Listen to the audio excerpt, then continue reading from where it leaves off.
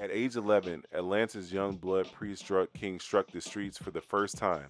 When he was young, his mentor Scatter took him under his wing, and ever since then, he and his two girlfriends, Georgia and Cynthia, have been trafficking narcotics and living large. Juju, a member of the rival gang Snow Patrol, is naturally furious when he finds out that Cynthia is dating Priest after he hit on her at her strip club one night. He approaches Priest against cues the head of the Snow Patrol desires and fires a shot at him, missing and hitting an uninvolved spectator.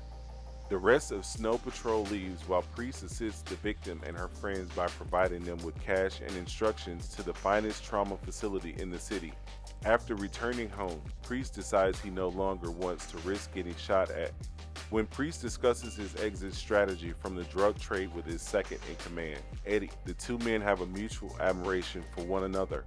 Eddie is hesitant at first, but he ultimately says he will back him up. Even after being informed by Priest, Scatter, whose Priest mentor did nothing to assist him. Juju blames Priest for the hit carried out on a Snow Patrol meeting and begins planning his vengeance. Priest's colleague Fat Freddy's fiancée catches him cheating, and she tells Snow Patrol about his whereabouts on the day of the assault, leading them to suspect that Fat Freddy was one of the perpetrators. Snow Patrol then sets up an ambush for Fat Freddy.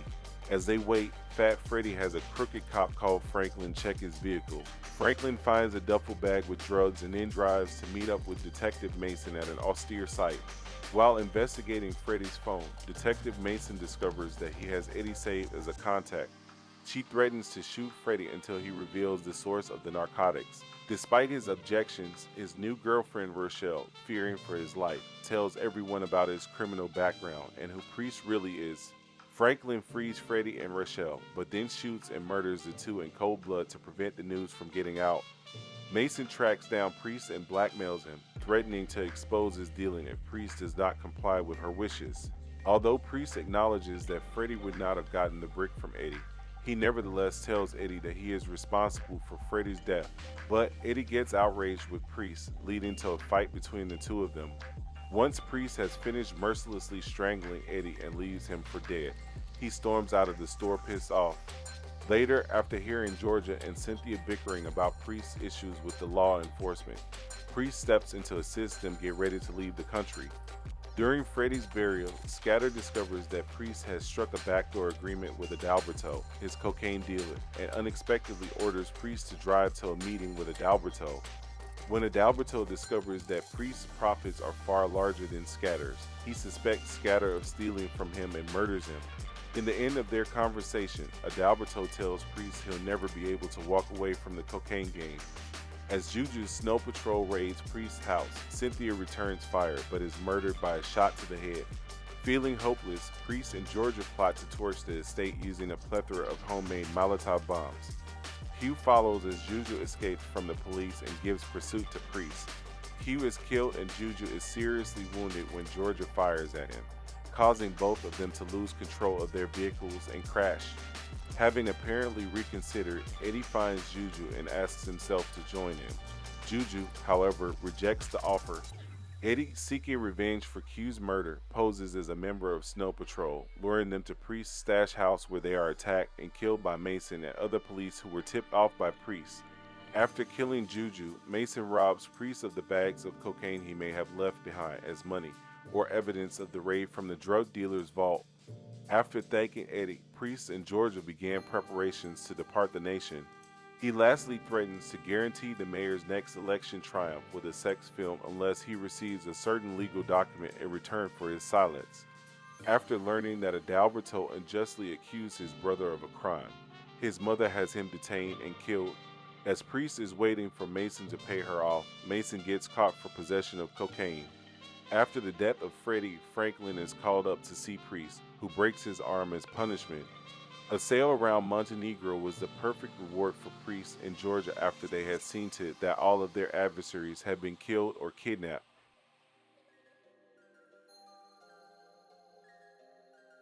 In sum, it's possible that my hopes were too high, particularly with regard to the aesthetic aspects of the film. Director X has a long history with music videos, and his work in this genre often features striking visuals and original approaches to editing. In contrast, SuperFly lacks the inventiveness I anticipated and instead relies too much on tired rap video tropes. I stopped hoping for anything novel after the fourth time someone made it rain around strippers or staged a bloody shootout. Trevor Jackson, the new young blood priest, echoes the charisma of the original in 1972. His portrayal as a dealer and ladies' man is convincing. He drives a nice vehicle and always looks sharp. His trainer, Michael Kenneth Williams, the master of strategic cocaine trafficking, and his foes both agree he is an expert in hand-to-hand fighting. I mean, look at that hair. And even if Black Jesus did swoop in and hand me a lot of packets of that old school, dark and lovely for my head, I still wouldn't have hair as magnificent as Jackson's. But I'm getting off topic. On the real, Jackson tries to emulate O'Neal's stern approach, but often comes out as just joyless. Jackson does a great job making the colorful nuggets of advice that Alex Tse writes for him seem genuine. This ain't checkers, it's chess, says Priest's nemesis and leader of rivals set the Snow Patrol, Q Big Bank Black, summarizing the criminal lone con Priest is so good at playing.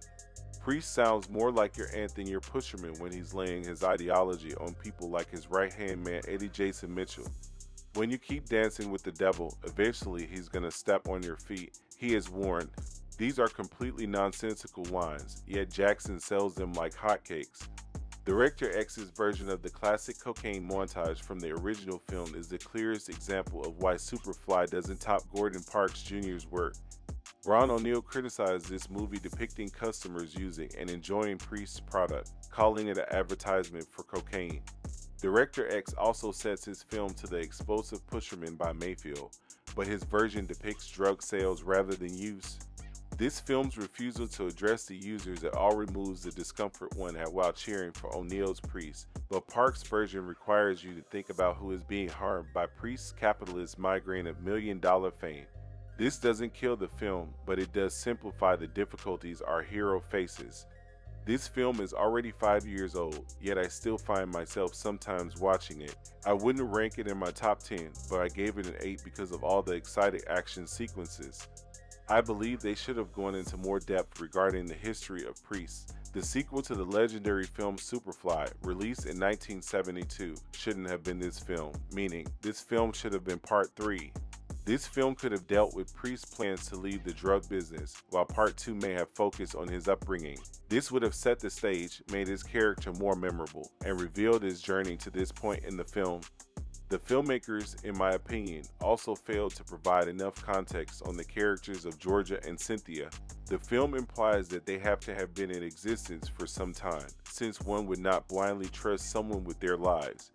I believe they should have allowed the females more time on scene. Instead of simply having a random threesome sex encounter, they all three got together and started making moves. They could have also avoided a senseless death by sparing Cynthia. She may have been shot, but she wouldn't necessarily have died. This would have allowed them to build on her character. Because of the cliffhanger at the end, I hope there will be a sequel. It's possible that the cartel's matriarch might seek vengeance on Priest, prompting him to rejoin the drug gang. I feel that it would be dope if, after serving his time in jail, the brother is finally free to rejoin the cartel and make amends with his mother, or just plainly take over the cartel for himself as the head honcho. In conclusion, it was a fantastic film. I'll leave you with that thought. In my book, it's an 8 out of 10 must see. Leave a comment below if you're in your feelings and feel differently. Let me know what movie you would like me to review next. That'd be much appreciated. Feel free to comment in the box and tell us what part of the world you are from.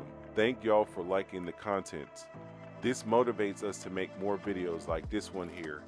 Please be sure to smash that like button, share, comment, and subscribe to the channel. Also, make sure your post notifications are turned on. If you made it to this part of the video, let me know what your favorite part of the video was. Also, what are you all looking forward to in future episodes? I'll be sure to answer that in the next video. I'd like to hear your thoughts on if I missed the mark on this video and other points I should have brought out in this review here. Share this video. I was told that it helps out the algorithm. We are trying to get our views up. We are asking for 200 likes to help take this channel to the next level. New review videos every Friday. Enable alerts for this channel so you don't miss anything. If you enjoyed this video, click here for all of my affiliate channels and click here for what video might interest you next. Thanks for watching, take care, and we will see you in the next one.